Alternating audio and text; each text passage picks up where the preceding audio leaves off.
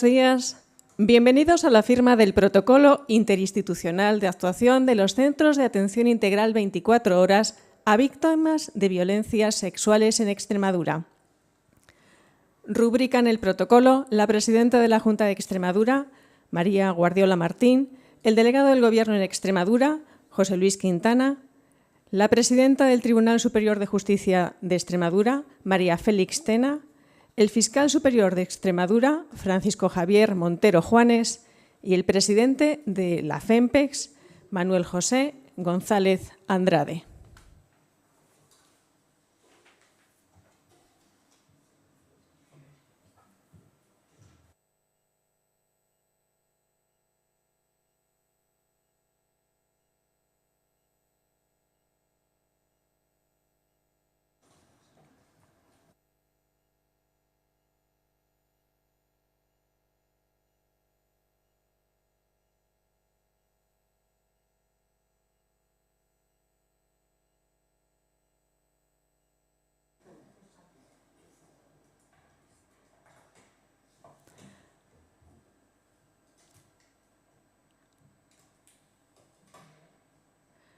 A continuación, toma la palabra la presidenta de la Junta de Extremadura, María Guardiola Martín.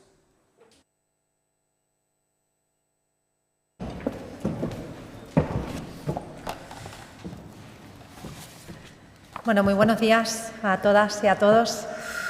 Hoy, con la firma de este protocolo interinstitucional que va a marcar la forma de actuación de los centros de atención integral 24 horas, damos un paso fundamental en la lucha contra la violencia sexual en Extremadura. Estos centros van a suponer una herramienta importantísima para coordinar todos los recursos que tenemos las administraciones públicas para enfrentarnos a este tipo de violencia.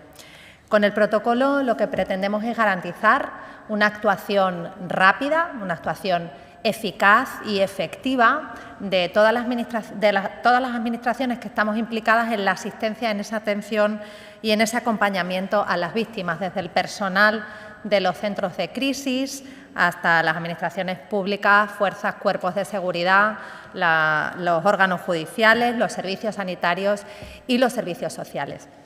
Yo quisiera, en primer lugar, agradecer la presencia y el compromiso de todos los representantes de las instituciones que han participado en la elaboración de este protocolo, la presidenta del Tribunal Superior de Justicia, el delegado del Gobierno, el fiscal superior de Justicia y también al presidente de la FEMPEX por su implicación y por su compromiso con esta tarea imprescindible en nuestra región. El documento es una muestra más del compromiso firme de la sociedad extremeña contra cualquier forma de violencia contra las mujeres y las niñas. Una realidad terrible a la que no podemos dar la espalda y que debemos combatir con todos los recursos que tenemos. Este protocolo de actuación integral va a garantizar una atención urgente y permanente a mujeres y a niñas a partir de 12 años de cualquier agresión sexual sufrida en ese momento o en cualquier otro momento de la vida de la víctima. Cuando la agresión se acabe de producir, se considerará una situación de urgencia y estos casos van a ser atendidos por el personal del 112. El Centro Coordinador de Emergencias activará de una forma urgente e inmediata el recurso que corresponda para atender a la víctima, ya sea la policía, los servicios sanitarios o el propio centro de crisis. Del mismo modo, cuando la policía, los juzgados o los profesionales sanitarios atiendan una urgencia por agresión sexual, informarán a la afectada de la asistencia de los centros de crisis. Y si está conforme, se le derivará para que pueda seguir recibiendo una atención integral en estos centros o también en el lugar donde se encuentre la mujer o la niña, porque el acompañamiento podrá desplazarse. Este protocolo también contempla pautas de actuación cuando se conozca un caso de agresión sexual que no revista urgencia porque no se haya producido en este momento, sino en cualquier otro momento anterior de la vida de la víctima. Ya sea mediante una llamada al 112, una denuncia o una atención en cualquiera de los recursos públicos para víctimas de violencia de género, sus profesionales informarán de la asistencia de los centros de crisis. También podrán ponerse en contacto directamente con los centros de forma presencial o por teléfono, vía WhatsApp, a través de la página web o del correo electrónico habilitado al efecto. Habrá una perfecta coordinación de todos los recursos para asegurar que las víctimas puedan acceder a este nuevo servicio. Y para su activación, lo único que se necesita es la conformidad o el consentimiento de la víctima. ¿Qué es lo que se van a encontrar en estos centros? Pues se van a encontrar una atención psicológica, social y jurídica, presencial, telefónica, online, 24 horas del día y los 365 días del año. Y no solo para las mujeres que hayan sufrido este tipo de violencia, sino también para sus familias o cualquier persona de su entorno que así lo precise. En un momento de gran vulnerabilidad para las víctimas, recibirán una asistencia integral en un espacio humanizado. Van a ser lugares donde puedan sentirse seguras para alzar la voz y donde reciban la ayuda que necesiten para poder dejar atrás una situación tan sumamente dolorosa. El acompañamiento en ese camino hacia la recuperación de la libertad, porque sin libertad sexual no hay libertad, es un tipo de violencia más contra las mujeres por el mero hecho de ser mujeres que no debiera tener cabida en nuestra sociedad. En Extremadura damos un paso más en la defensa de esa libertad y por eso hemos redoblado esfuerzos con estos centros de crisis. Antes del 31 de diciembre de este año, del 2024, vamos a cumplir el hito establecido por Europa que pedía un centro de crisis por provincia. Aquí en Extremadura vamos a tener 4 centros de crisis y vamos a doblar así la exigencia de Europa. Van a estar ubicados en Badajoz, en Cáceres, en Mérida y en Plasencia, porque no queremos ni vamos a escatimar recursos para acabar con cualquier tipo de violencia contra las mujeres. Nosotros no nos vamos a detener. La prevención y la atención integral a las víctimas es un requisito imprescindible, es fundamental, es un pilar esencial en este Gobierno. Nosotros vamos a estar siempre a su lado para que puedan recuperar su vida lo antes posible y lo hagan lejos del miedo y lejos de la violencia. Es un compromiso que tenemos con toda la sociedad extremeña, pero especialmente con ellas, porque hasta que todas las mujeres seamos libres, no podremos hablar de que vivimos en una Extremadura justa, segura e igualitaria. Muchas gracias.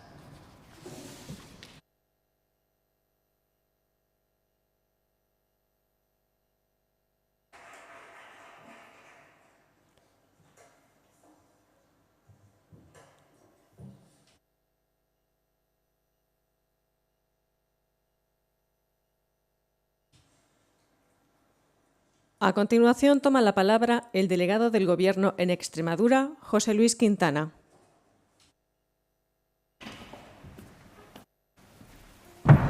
Buenos días, presidenta de la Junta de Extremadura, presidenta del Tribunal Superior de Justicia, fiscal jefe superior de Extremadura, presidente de la Federación Española, de la Federación Extremeña de Municipios y Provincias. Yo simplemente muy breve.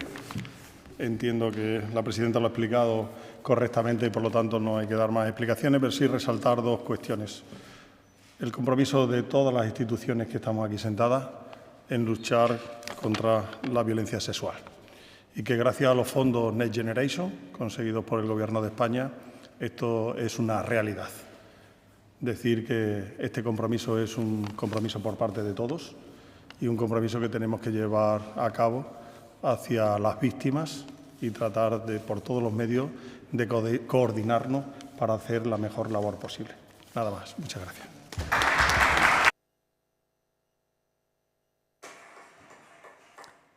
Es el turno de palabra de la presidenta del Tribunal Superior de Justicia de Extremadura, María Félix Tena Aragón. Buenos días a todos y a todos, compañeros de mesa ya muy conocidos y amigos. Para mí es un orgullo y una satisfacción estar aquí nuevamente en la firma de un protocolo interdepartamental. Me gustaría poner e incidir en este término que han destacado tanto a la presidenta de la Junta de Extremadura como el delegado del Gobierno. Creo que en Extremadura tenemos que ser conscientes de que la labor y la colaboración entre todas las instituciones, tanto en la lucha contra la violencia sobre la mujer como en la lucha contra la violencia sexual, donde muy hipermayoritariamente las víctimas son niñas y mujeres, tenemos una larga tradición sobre ello. Y creo que a día de hoy podemos decir de una manera con orgullo, con satisfacción, que ello está dando los resultados que se esperaban. Hablando ya de datos del año 2024, tenemos un estancamiento, si se me permite, en el número de denuncias de violencia sobre la mujer, en el número de víctimas, de denunciantes, de diligencias abiertas. Y quiero creer que quizás estamos recogiendo mínimamente unos frutos que llevamos muchos años trabajando. Quiero creer, y en la esperanza estoy segura que a todos los que estamos en esta mesa nos unen y nos acompañan, de que ello es debido a un buen trabajo conjunto de todas las instituciones, aportando cada uno de nosotros lo que podemos en esta lacra y en esta lucha. Y también la de violencia sexual. Es un paso más la creación y la puesta en funcionamiento de estos centros de crisis, porque volvemos a entender que la reacción de la sociedad ante la violencia sexual tiene que ser conjunta. No podemos quedarnos, limitarnos, que bien está, por supuesto, en una represión judicial. ¿Y por qué no podemos quedarnos? Porque nosotros intervenimos primero cuando el hecho delictivo ya ha tenido lugar. Por lo tanto, el hecho ya está hecho. Y teníamos, si me permiten, una asignatura pendiente, implicarnos en la prevención y en la recuperación de la víctima. La víctima de violencia sexual sufre un colapso personal y emocional importante. Estos centros de crisis están llamados a intervenir directísimamente para atajar esa situación, para que la víctima vuelva a ser la persona que era antes de verse atacada en sus más esenciales y principales derechos fundamentales. Y eso permitirá que recupere su vida, también su empoderamiento para interponer una denuncia, para enfrentarse ante un procedimiento judicial que, por muy liviano o suave que su intervención queramos hacerlo, ahí está. Y terminaré con una simple precisión. Soy consciente que se ha creado un cierto alarmismo por unos datos y unas estadísticas que ahí están, de que los delitos de agresiones sexuales han subido exponencialmente en nuestra comunidad autónoma. Saben ustedes que ha habido un cambio de denominación importante en lo que son algunos de los delitos contra la libertad sexual. Antes distinguíamos entre agresiones sexuales y abusos sexuales. A partir de octubre del 2022 y, por lo tanto, los datos referidos a 2023 y 2024 se suman estas dos antiguas categorías y las ciframos todas en agresiones sexuales. Por lo tanto, el índice de aumento y esa estadística en valores absolutos y no relativos. No hay una incidencia del 168 al 163% de aumento, sino que si sumamos agresiones sexuales y abusos sexuales anteriores, previos del 2022, 2023, 2024, nos encontraremos con que, afortunadamente, y aunque ha habido una subida, y eso es innegable, no llega a esas cotas. Me limito a apuntarlo para, digamos, que todos ganemos un poco en una seguridad de ciudadanía y de sociedad y no entremos en un alarmismo. En definitiva, creo que con la firma de este protocolo todas las instituciones que hemos intervenido y todas las que de una manera directa o indirecta representamos, como los cuerpos y fuerzas de seguridad del Estado, como otras instituciones implicadas, damos un paso más en esa atención a la víctima que debe de ser nuestro faro y guía en la represión de este tipo de delitos. Muchas gracias.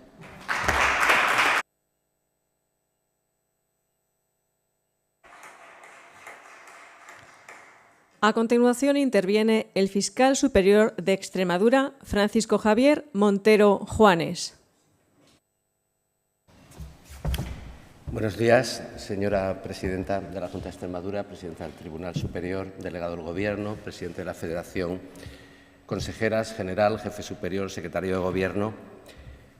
Hace unos días, concretamente el lunes, presentaba ante la Asamblea de Extremadura la memoria de la Fiscalía del año 2023. En ella se arrojaban una serie de cifras.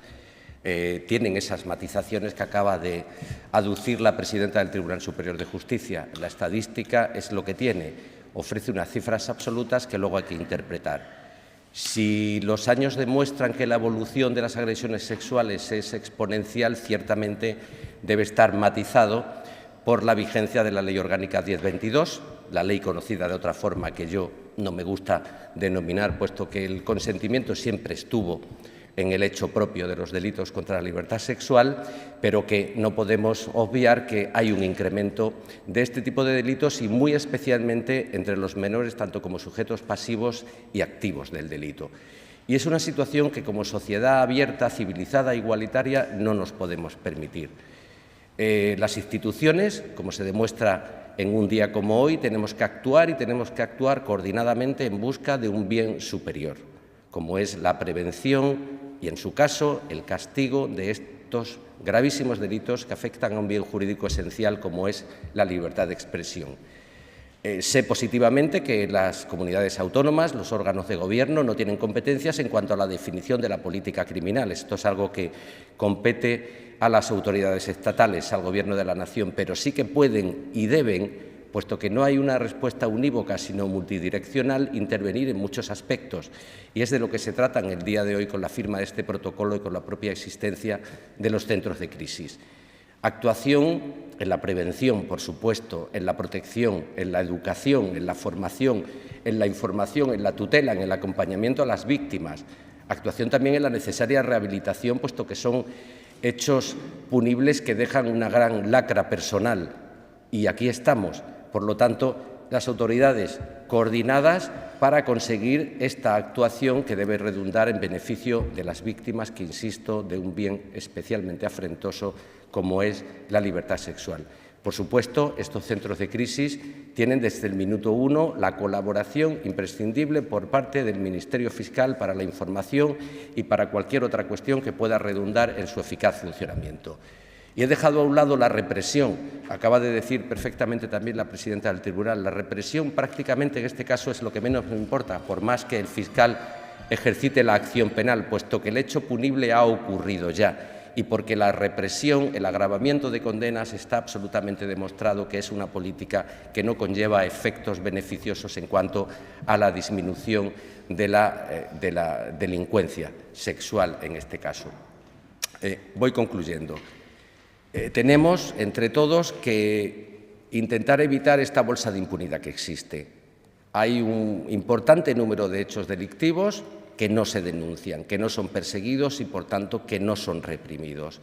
Tenemos que ofrecer a las víctimas toda la confianza del mundo, de las instituciones, hacerle un proceso que no es enteramente amigable, pero sí por lo menos que sea lo menos gravoso y, por supuesto, brindo a las instituciones, al Ministerio Fiscal para esa labor de información y me comprometo formalmente en este acto en que no ejercitaremos la acción penal jamás, nunca, en contra de la víctima mayor de edad. Y sí que es lo último que voy a decir. Quiero agradecer a dos compañeras por las que tengo un especial cariño por su intervención. Una es Ara Sánchez, magistrada, actualmente y espero que transitoriamente secretaria general de Igualdad, por su empeño, por su dedicación en sacar adelante estos centros de crisis con la urgencia vital que prácticamente tenía. Y también a Inocencia Cabezas, fiscal de la Fiscalía Provincial de Badajoz, fiscal de Violencia sobre la Mujer de Badajoz y Premio Menina, entre otros, por su compromiso y dedicación en estas materias, por la representación eficaz y eficiente que ha hecho el Ministerio Fiscal en los trabajos previos a la firma de este protocolo. Muchas gracias.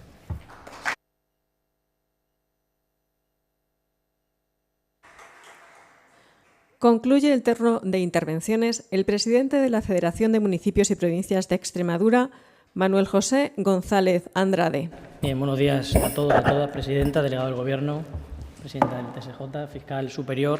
Bueno, está casi todo dicho. Voy a poner livianamente el foco en lo local, ¿no? Y es que la Administración local extremeña siempre está dispuesta a sumar, aportando nuestras propuestas y nuestros medios, en ocasiones modestos, humildes en aquellos asuntos capitales que consideramos de vital importancia para la sociedad a la que servimos, y este, sin duda, es uno de ellos, ¿no? Hemos podido participar desde el inicio en esta iniciativa con el objetivo de construir desde la base un instrumento robusto donde todas las administraciones tenemos un destacado papel que cumplir, y además agradecemos la posibilidad de haber podido participar en el diseño de este protocolo.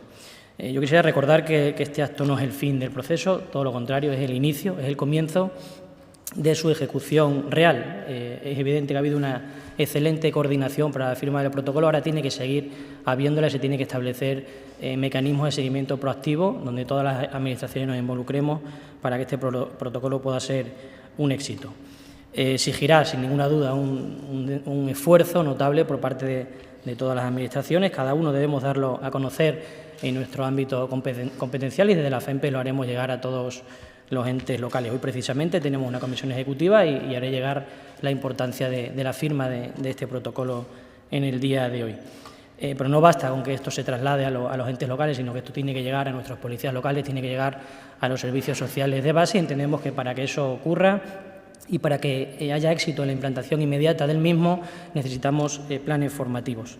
Es evidente que nos preocupan las víctimas de violencia sexual, pero no solo queremos suscribir protocolos, queremos que la respuesta sea rápida, que sea ágil y que sea eficaz, y en esto ponemos la Administración local una vez más a disposición, desde esa cercanía que los alcaldes y alcaldesas tenemos con nuestros vecinos y nuestras vecinas. Por último, yo creo que es de justicia también recordar que estos son fondos provenientes del mecanismo de recuperación, transformación y resiliencia del Gobierno de España, fondos que están ayudando a desarrollar esta comunidad autónoma también y están llegando de estas y otras formas a nuestros municipios. Yo termino reafirmando nuestro compromiso con este protocolo y poniendo nuestros medios, humildes, en ocasiones escasos, a disposición del mismo para que la implantación en el territorio sea un éxito. Nada más y muchas gracias.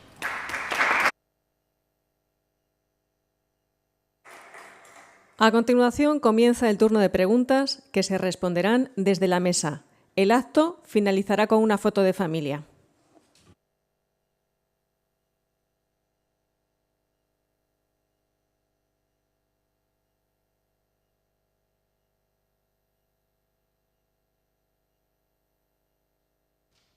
Bueno, yo quería preguntar también por otros temas, no sé si es ahora el momento o si hay otras preguntas. Bueno, por el tema de las enmiendas parciales, que creo que se acaba hoy el plazo. Valoración de lo que han dicho hasta ahora los portavoces de los grupos. Sí, el micro, sí. Una valoración de lo que han dicho hasta ahora los portavoces de los grupos. No sé si han tenido declaraciones esta mañana, no he podido verlas. No sé si se refiere a alguna declaración concreta.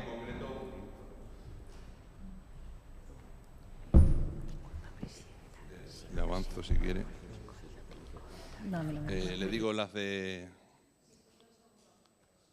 Hay cuestiones, si no son de... Si os parece, preguntamos mejor sobre esto y luego ya nos quedamos solos y preguntamos sobre otro tipo de cuestiones que no tienen nada que ver con los centros de crisis.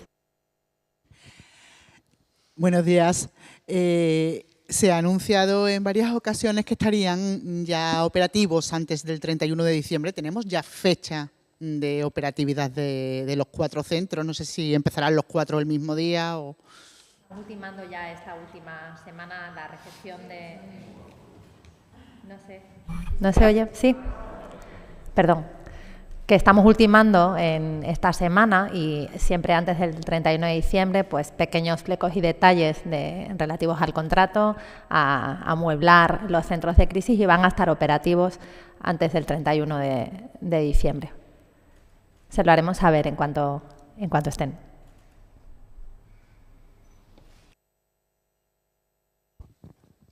Buenos días.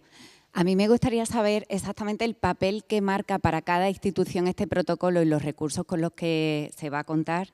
Y también, por otro lado, quería saber si el 016 es una herramienta más para acceder a estos centros de atención a las víctimas. Si las mujeres pueden llamar a ese teléfono o tiene que ser a los WhatsApp y al 112. Gracias. ¿Respondo yo? Bueno, los recursos con los que van a contar son de los que dependen cada una de las administraciones. Nosotros en la Junta de Extremadura, lógicamente está la Secretaría General, están todos los recursos que tenemos para atender a las mujeres víctimas de violencia de género. Tenemos a la Secretaría General de Servicios Sociales, Inclusión, Infancia y Familia, y luego, lógicamente, pues de la Delegación del Gobierno, las fuerzas y cuerpos de seguridad, los órganos judiciales, está la policía local, todos los recursos que tenemos en la Administración para poder atender a las mujeres. Y por supuesto que a través del 016 todos los recursos que tenemos en esta comunidad autónoma tienen que informar a las mujeres víctimas de violencia sexual de la existencia de estos centros de crisis. Y si estas mujeres dan el consentimiento, pues serán atendidas en estos centros de crisis para recibir esa atención integral que tendrá estos tres aspectos que he comentado al principio, que es una asistencia psicológica, social y jurídica, a ellas y a las personas de su entorno.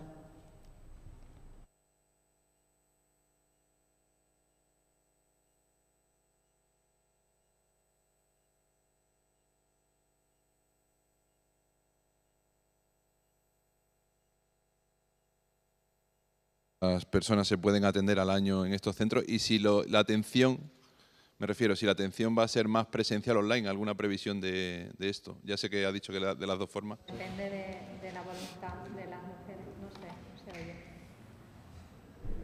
¿Se oye? Ahora, que no tengo el dato de a todas las mujeres que lo necesiten y la atención será la que ellas precisen, siempre a disposición de las víctimas. Quisiera, buenos días, Presidenta, que me aclarara, ¿una mujer que ha sufrido violencia sexual tiene que llamar al 112, según lo he entendido, o puede acudir presencialmente? O puede acudir presencialmente, puede acudir a los servicios sanitarios, a los servicios sociales, a la policía, al juzgado, puede acudir donde quiera y será atendida siempre y se le informará de la existencia de estos centros de crisis y si previamente da su consentimiento será atendida. Pero no es necesario que acuda al centro de crisis ni que llame al 112, puede hacerlo de la forma que considere.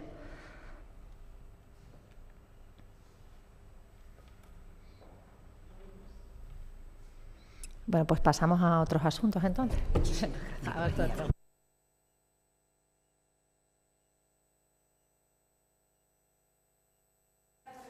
También para el delegado del Gobierno, si no le importa, antes de que se levante.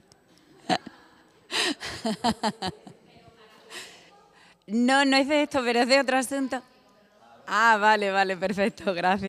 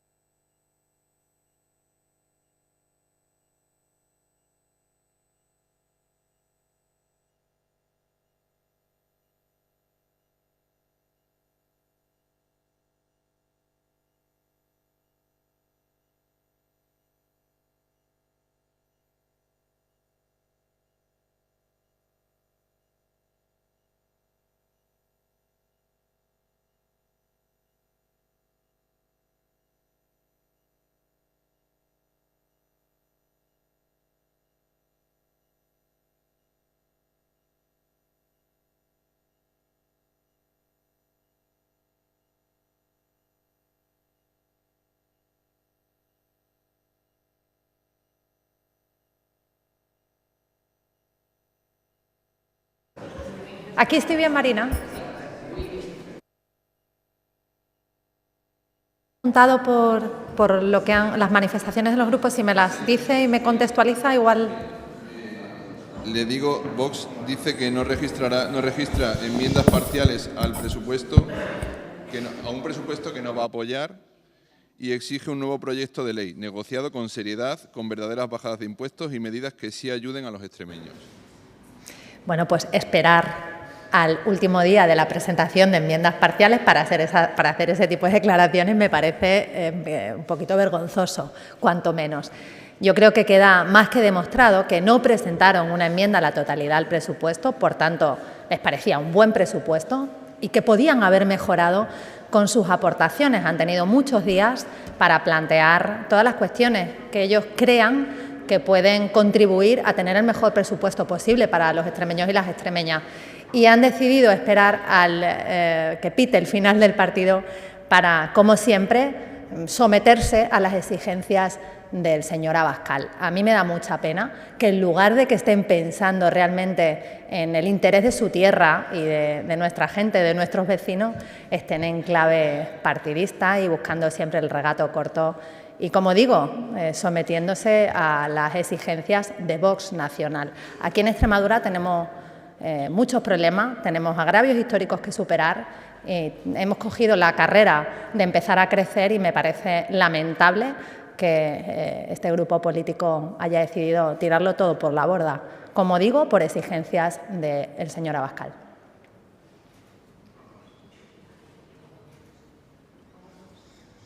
Sí, buenas tardes. ¿Y ahora qué? Es la pregunta, ¿no? ¿Qué va a suceder si ya Vox ha dicho que no va a apoyar los presupuestos?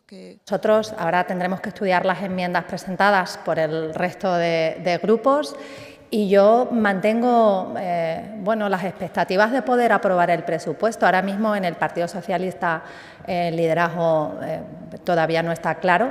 Ellos tendrán un congreso y igual cambian las cosas. Igual si hay otro liderazgo con ganas de construir y de aportar, pues podremos aprobar el mejor presupuesto que merece Extremadura y los extremeños. Yo dejo siempre esa puerta abierta, dispuesta a hablar, a negociar. Insisto, para nosotros el único interés es Extremadura y son los extremeños. Nosotros hemos hecho los deberes, los hicimos hace mucho tiempo, hemos estado abiertos al diálogo y seguimos abiertos al diálogo para que el presupuesto pueda ser mejorado.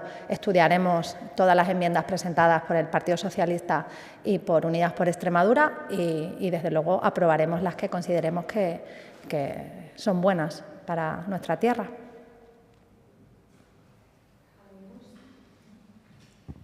Al hilo sobre esto, a ver, a mí lo que me llega es que Vox ha dicho que no presenta enmiendas porque el PP no negocia.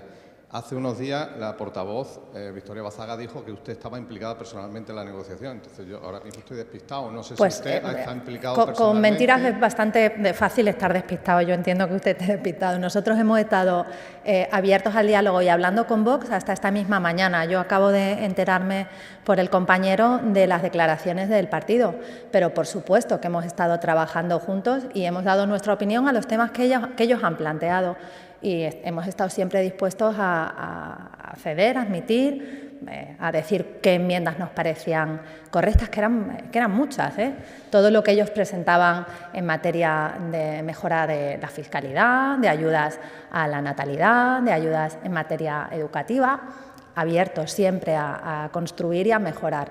Lo que no puede ser es que se agarren a cuestiones que nada tienen que ver con el presupuesto y además es que quedan retratados. El presupuesto les parece perfecto.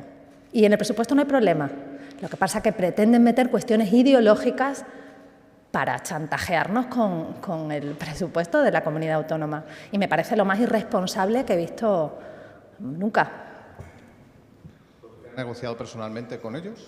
Yo he tenido conversaciones con Vox y quien ha estado sentado últimamente ha sido el consejero de Presidencia y la consejera de Hacienda.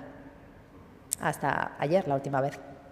Al hilo de esto, si no hay presupuesto, ¿habría convocatoria anticipada de elecciones? Bueno, yo insisto, yo tengo ahora mismo el objetivo de sacar el presupuesto hacia adelante, que es lo que me interesa.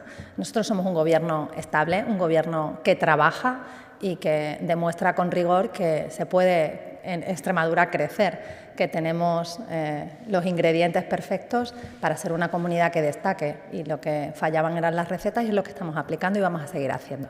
Trabajo para aprobar el presupuesto y sigo teniendo esa expectativa.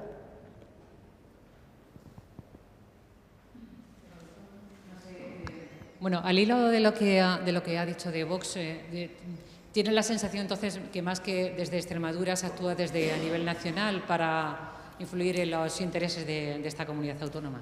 A mí me resulta extraño que hasta esta misma mañana se haya estado hablando con Vox y que a última hora hayan decidido no presentar ninguna enmienda. Es que no es que rechacen el presupuesto porque hayamos dicho que no a las enmiendas, es que no presentan ni una sola enmienda. Entonces, ellos serán los que tendrán que explicar a los extremeños y las extremeñas, pareciéndoles perfecto el documento presentado, porque ni una enmienda a la totalidad, ni una sola enmienda parcial, de repente pues salen por peteneras. Es que no tiene sentido. No han dado ni siquiera la oportunidad de que estudiemos esas enmiendas. Entonces,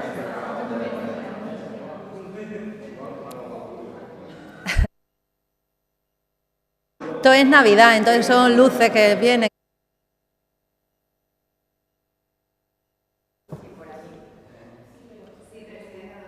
Pediría, por favor, si nos puede volver a repetir esta última valoración, ya que con las luces para televisión después nos va a quedar demasiado bien. ¿Y qué no recuerdo? ¿Qué he dicho? ¿Qué era? No han presentado enmiendas, no han presentado ni una enmienda a la totalidad, ni enmiendas parciales que construyan un presupuesto mejor. ¿Qué quiere Vox? ¿Qué es lo que quiere? Que lo explique, que se lo explique a los extremeños y a las extremeñas. Es que no tiene sentido. Porque, oye, si hubiéramos presentado un documento que no les gusta, pues uno presenta su proyecto alternativo. ¿Cuál es? Aquí no ha habido enmienda a la totalidad, no sabemos lo que pide Vox.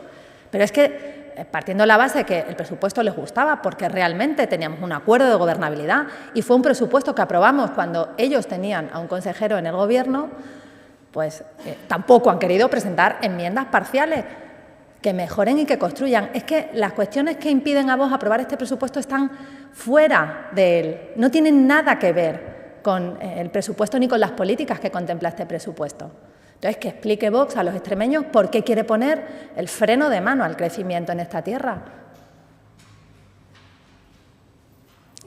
A preguntar, ¿usted en ningún momento se plantea retirar el proyecto de presupuestos, como ha hecho su compañera en Baleares, por ejemplo? Voy a intentarlo hasta el final, aprobar el presupuesto. Voy a intentarlo hasta el final. En ese final, insisto un poco al hilo de lo que decía Celestino, si finalmente no se aprueba el proyecto, ahora mismo, ¿qué estaría más cerca? ¿Una prórroga o unas elecciones anticipadas? Yo no voy a anticipar nada porque, de verdad, tengo el objetivo tan claro y mi objetivo es aprobar estas cuentas porque considero que son las mejores cuentas para los extremeños.